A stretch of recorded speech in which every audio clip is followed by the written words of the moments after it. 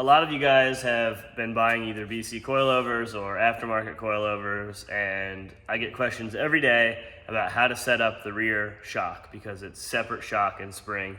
A lot of guys even go true coilover just so they don't have to understand this system, and it's actually much better and much easier to work with. I prefer it over true coilover because you're keeping the chassis, the weight of the distribution of the car, the spring, the forces, you're keeping it on a part of the chassis that's strong versus a shock tower that's weak and a lower knuckle that's weak. You have more shock stroke with this setup. It's easier to set up. You can change a spring at the track in 30 seconds just by jacking the car up and pulling one bolt, versus a true coilover is a full disassembly. You know, it's at least an hour for the pair of them at the track, for people that are well versed. So today I'm going to show you guys how to set up the rear suspension on an independent rear, so shock and spring separate, stock BMW style. I'll show you guys how to set that up properly for drifting. All right, and the wheel is off. So this car is one of our school cars, and we haven't taken it out and tested it yet. So this suspension is however the previous owner set it up, so we don't really know exactly what the deal is. And the goal here is to basically maximize the amount of shock stroke usable and not worry so much about the preload on the spring. So usually at this point you've already set your ride height, you've driven the car, and you're happy with the spring because the spring height and the adjuster that's on it dictates the ride height. It has nothing to do with the shock. The shock only is adjustable so that you can set the stroke up to work for what you're doing. And in drifting, we want it to basically have the maximum amount of upward travel. That way the car doesn't hit any bump stops or have any issues while drifting and disrupt the rear of the car. So basically how we do that is we're gonna go ahead and pull this shock bolt here, which means we're on a lift, so we're gonna go ahead and use this as a piece to hold it so the spring doesn't fly out all over the place. Oh, get down a little bit further. Here, sweet, thanks.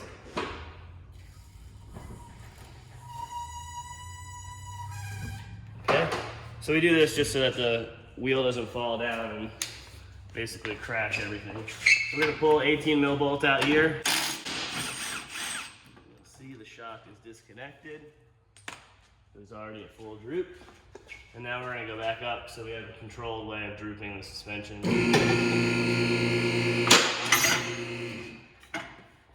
Nailed it.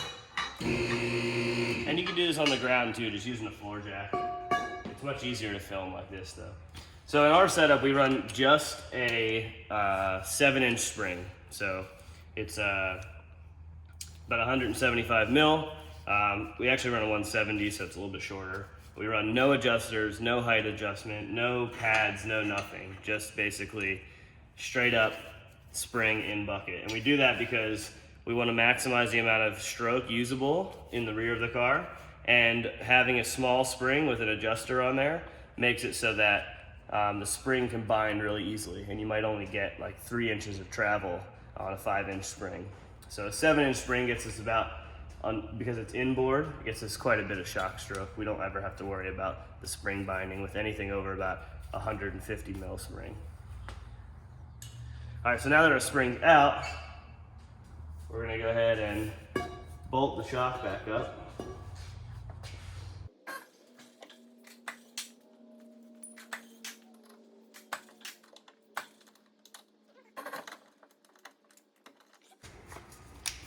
And you definitely don't want to over tighten these. Just snug, it's fine. They strip out really easily.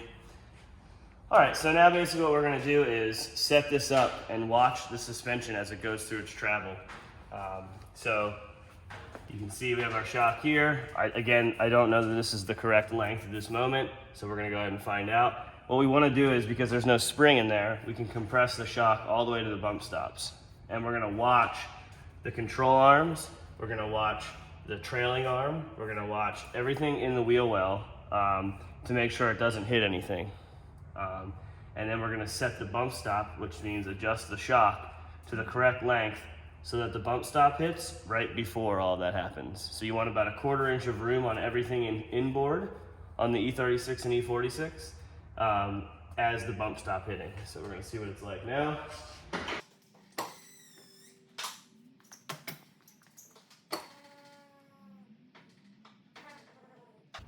All right, so we've got the shock compressed all the way. Bump stop is completely smashed, basically to the max it could physically be. The whole weight of the car is on. We're actually off the lift a little bit. And you see we got about an 1/8 inch here, which is perfect. That's actually about another 1/2 inch at the wheel, so it's really good. And right here we've got about 1/8 to 1/4, and maybe 3/16 gap there. Plenty of room back here. You can see our spider web action. You can see that the axle still has clearance. The boot is just barely rubbing the control arm. I'm all right with that. And then we're checking everywhere in here, looks okay. So that would be about the maximum amount of upward travel we can get. We're gonna put the wheel on and see if it works still.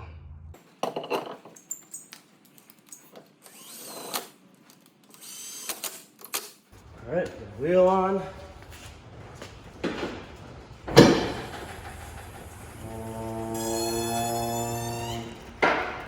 All right, so as you can see here, because of our wheel offset and fitment, we're rubbing at this point. So for me, I'll just fix this section right here or run a smaller wheel spacer in there. We run the wheel spacer that we have now because it's the most balanced setup, but I'll actually adjust this just by getting a block of wood and a hammer and pull it out. But everything on the inside is clear. It's just limiting wise on our fitment. So if you had some super sick wheels and you didn't want the wheel to hit the fender or something, you could, again, lengthen the shock and then it would hit the bump stop earlier and that would cause it to stop. So like if you have a super low drift car or something, you could tune the suspension so the bump stop would hit before your wheel hit. And that's kind of what we're going for here. We're trying to limit the amount of things that can make contact with anything, slow the wheel down, hit the bump stop, make the car bounce, anything like that. So this shock is actually set to the right length. We'll double check on the other side to make sure it's the same length, but I'll jump under and explain exactly what you would do if you needed to adjust it. So this shock was already the correct length. The person who owned this car before me did order the shocks from me, so they would have came to length specifically, but what's odd is these are E46 shocks, so he must have bought an E46 and swapped some things over, but it ended up being the same length, so that's a good sign. But if your control arm was hitting the body or it was really far away from hitting the body, so if it's too close to it, you'd lengthen the shock because that would make the bump stop activate sooner. If you are still too far away and your bump stop hits way before the suspension is close to maxing out, meaning like 1/8 inch of clearance everywhere, then you would want to shorten it to get it to that point. And I recommend just loosening the lower locking collar on the shock here. So you just use the tools that came with your kit, you loosen that, and you thread the shock in or out of the body. So basically that would set it up so that you know when your car is at full bump travel, everything is safe and not hitting anything. And you know that at that point you still have the maximum amount of droop capable with the length of shock that you have. With the BC stuff, I build out custom stuff. This is an off-the-shelf E36 kit, just with different spring rates. But we build out custom stuff that can have about 8 inches of shock stroke at the wheel. And that would basically mean you'd have the same upward position as this shorter shock, but you'd have much more droop to be able to do it. And we set up and spec the springs to work for that as well. So what I'm gonna do is just double check that the other side is correct by, I'm kind of blocking you out, sorry. Just measuring from the top hat to the lower mount. So this one is 20.5. And I'm just gonna go over here and do the same thing on this side, just to be confirmed that it's the same. And it looks like it's about 20.5 as well.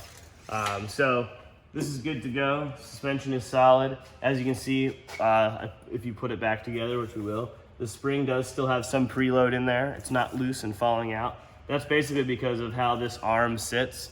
You can have a lot of droop and still have the spring stay where it needs to stay. So I'm gonna go ahead and reassemble this one back together again.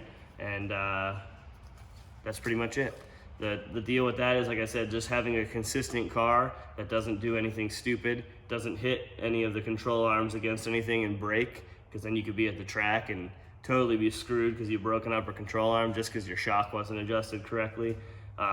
Or you have it so long of a shock in the rear that the bump stop hits way before that. So when you pull the handbrake, when you hit a bump, when you're in drift, if you have a lot of grip and the car starts to squat, you can actually hit that and your spring rate will go to 100K, like instant, super high spring rate. So basically that's why we dial in the rear this way. You don't have to change that shock at all. If you change ride height or spring rate, you know it's set forever. You can even take a pen and write the length of the shock on there in case it loosens up. But that's ideal. That's going to be your setup, whatever that length is. It's a little bit different on every car, but that's going to give you the most amount of grip, the most amount of consistent driving, and the easiest car to drive. This part's actually easier to do with a jack than a lift.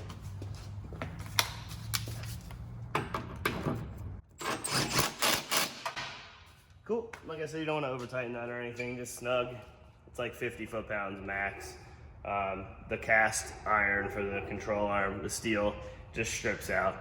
And then you have to drill it out and nut and bolt it, or like on my cars, I just weld a stud onto the knuckle. That way you can slide the shock over it and bolt it up. But yeah, so that's pretty much it. You can see we still have quite a bit of droop. It's about 3 inches or 2.5 inches of droop. And we know we have our maximum up travel, which I'm gonna now adjust with this quarter panel right here by just rolling it out a little bit. That way the tire doesn't touch the quarter. Sus. You hear that? Yeah, I hear that. It's the drive shafts hitting the aluminum pan under there. BMW problems. But yeah, if you want to order a setup that's custom, BCs ranging from 1,200 to almost $3,000 for 3-way adjustables, just hit us up at orderdriftparts@gmail.com, and I can get you set up with a custom setup for your BMW, S13, Mustang, whatever the case might be. We build out custom shocks, have different valving, different spring rates, different shock strokes and lengths, different upper mounts to allow better actual shock usage, like pillow balls and all of that. More race stuff or street stuff, doesn't matter. We can build it out to be custom however you want. So just hit us up.